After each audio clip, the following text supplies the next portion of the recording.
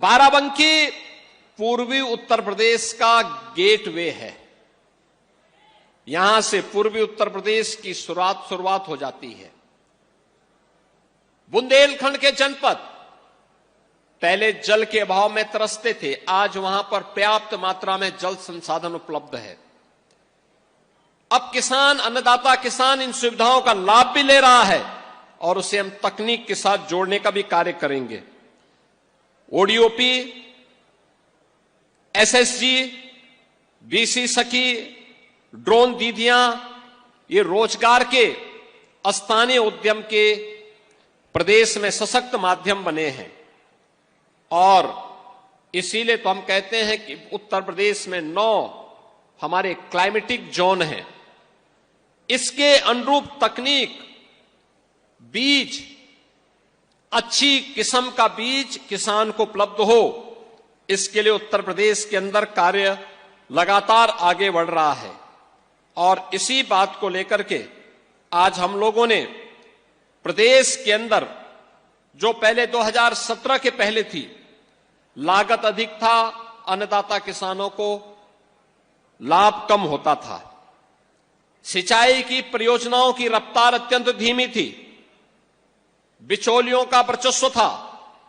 आज डीबीटी के माध्यम से भुगतान हो रहा है, पारदर्शी भुगतान है, बिचौलिया मुक्त खाद्यान्न खरीद की व्यवस्था है, रिकॉर्ड उत्पादन, रिकॉर्ड एमएसपी, सिंचाई की व्यवस्था और एक्सपोर्ट की व्यवस्था भी। बहनों और भाइयों, पिछले 8 वर्ष में कृषि विकास की दर को 8.6% से बढ़ा करके 17.7% उत्तर प्रदेश ने पहुंचाया है। गेहूं उत्पादन में 35% योगदान उत्तर प्रदेश देश के अंदर दे रहा है, जो देश में प्रथम है। कुल राष्ट्रीय खाद्यान्न उत्पादन में उत्तर प्रदेश का योगदान 21% है। देश के कुल गन्ना उत्पादन का 55% अकेले उत्तर प्रदेश कर रहा है, यानी उत्तर प्रदेश इसमें भी देश में नंबर 1 पर है। और हम लोगों ने अभी गन्ना किसानों को सौगात दी है। उनके गन्ने की जो एमएसपी हमने तय की, वो 400 रुपये उत्तर प्रदेश में तय की है। हमारा किसान उससे लाभ ले रहा है। पिछले 8 वर्ष में हम लोगों ने 2,92,000 करोड़ रुपए से अधिक का गन्ना मूल्य भुगतान अकेले गन्ना किसानों को किया है। और प्रदेश में 122 चीनी मिलों का संचालन हो रहा है। इथेनॉल उत्पादन में आज उत्तर प्रदेश देश में नंबर 1 पर है। जो पहले 41 करोड़ लीटर होता था, वह 182 करोड़ लीटर यहां पर उत्तर प्रदेश में उत्पादन हो रहा है।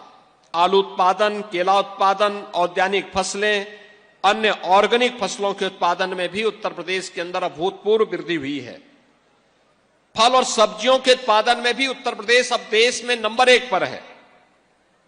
और उत्तर प्रदेश आज अपने यहां अन्नदाता किसानों को सर्वाधिक किसान सम्मान निधि का लाभ हमारे उत्तर प्रदेश के किसान ले रहे हैं। 2,86,00,000 किसान प्रधानमंत्री किसान सम्मान निधि के साथ सीधे जुड़े हुए हैं।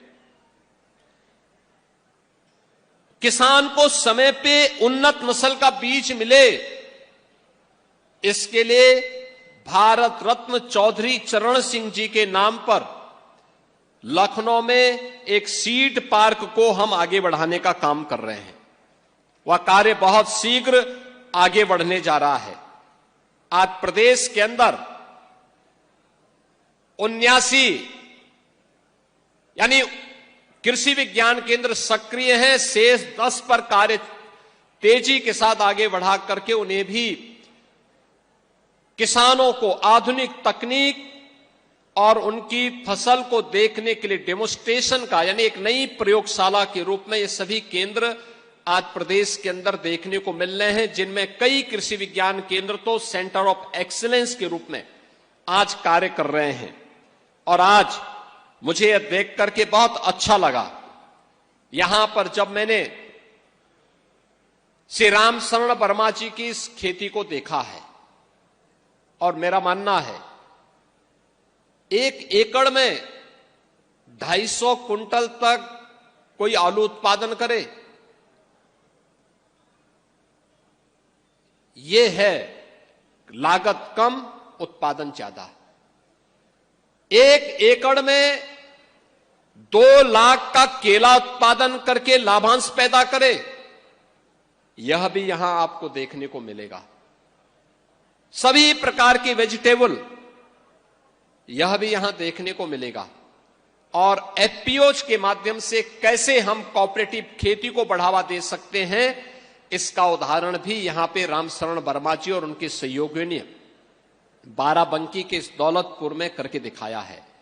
और मैं आप सबका आह्वान करूंगा, उत्तर प्रदेश में सब सुविधाएं हैं, ये डबल इंजन की सरकार आपके साथ में है, हमें थोड़ा प्रयास करना होगा, तकनीक को अपनाना होगा, समय पे खेती को प्रोत्साहित करना होगा।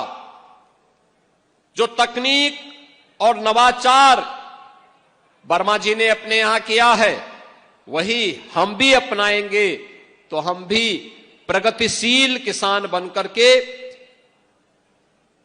प्रगतिशील खेती के माध्यम से विकसित भारत की संकल्पना को आगे बढ़ाने में मदद कर पाएंगे। आज के इस अवसर पर मैं आप सभी अन्नदाता किसानों का हृदय से अभिनंदन करता हूं, स्वागत करता हूं। श्री रामशरण वर्मा जी का विशेष रूप से अभिनंदन करता हूं कि इन्होंने खेती का यह मॉडल दिया और यह मॉडल व्यवहारिक धरातल पर है। और इसीलिए तो कहा गया है, खेती की बात खेत पर। अब ये लखनऊ के सचिवालय में बैठ करके नहीं, किसान के खेत पर बैठ करके हम करेंगे और किसान के खेत पर बैठ करके योजना का लाभ अन्नदाता किसान को देंगे। हमारा अन्नदाता किसान समृद्ध होगा, प्रदेश समृद्ध होगा, प्रदेश समृद्ध होगा तो देश समृद्ध हो जाएगा।